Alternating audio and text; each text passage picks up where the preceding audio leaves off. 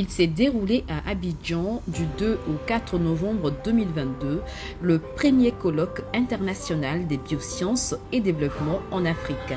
Qu'est-ce que la bioscience? Nous en parlons avec Dr Edwige Koulibaly, doctorante en biosciences. La bioscience, c'est bien fait qui s'occupe un peu de tout ce qui est sciences environnementales, en nature avec la biologie, tout ce qui est la vie, l'environnement bio, biosciences, la science, donc tout ce qui est la science qui a un rapport avec la vie. D'accord. Oui, la vie. Alors, on entend beaucoup environnement, on entend biodiversité, Oui. on entend biosphère, on entend développement durable, on entend changement climatique. Alors, tout ça, ça se situe où dans ce que vous avez dit? La bioscience, par exemple, la bioscience, on a plusieurs unités pédagogiques, plusieurs.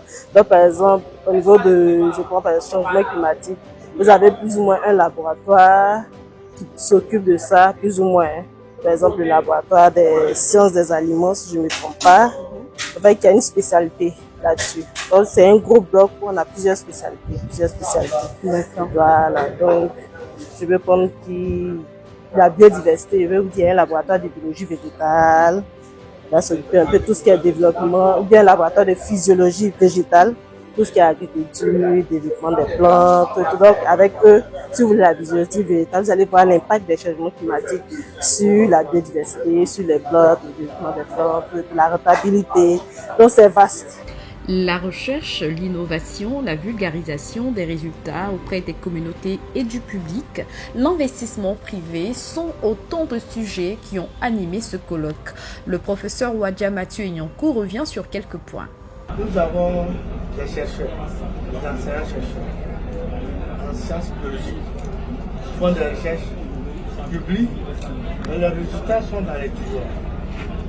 Donc, c'est une occasion qui est offerte aux enseignants-chercheurs de présenter les résultats de leurs recherches.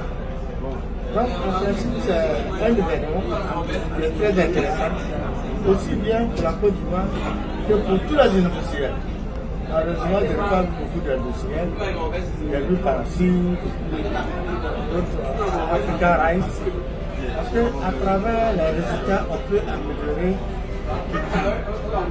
La culture peut s'améliorer. De plus en plus, on parle d'agriculture intelligente face au climat. C'est-à-dire qu'avec les changements climatiques, il y a un type d'agriculture qu'on peut mettre en place, qui peut se développer même devant les aléas climatiques. Aujourd'hui, quel est l'état de nos recherches? Avant, on mettait beaucoup de ressources dans la recherche.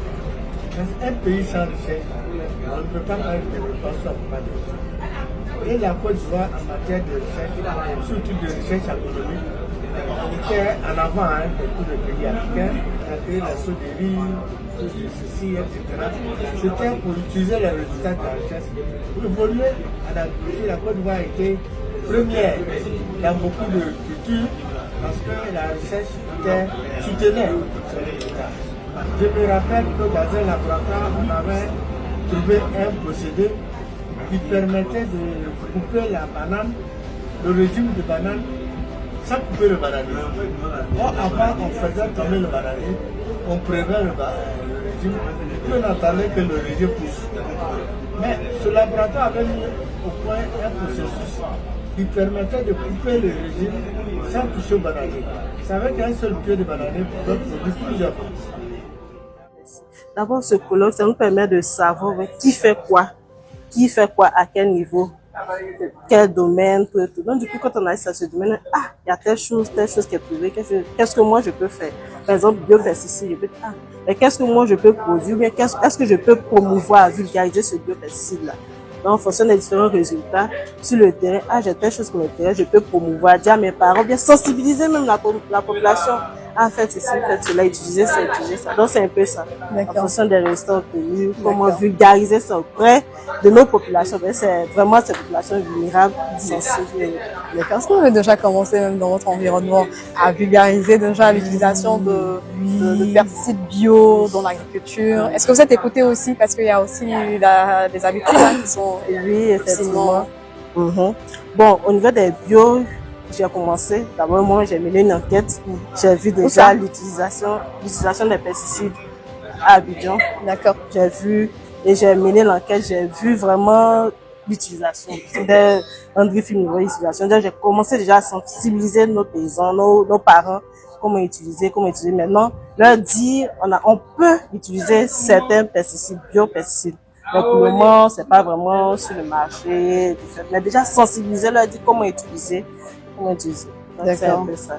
Donc c'est à l'état d'études, de recherche en grand laboratoire, mais bon, dans les années à venir, ça va venir. Il y a d'autres qui sont déjà, il y a des biopesticides qui sont déjà disponibles. Avec Dr Camara, il y aura une présentation à faire. C'est plus ou moins l'un des spécialistes en biopesticides. Donc, maintenant, c'est de pouvoir vulgariser ces biopesticides-là sur le marché.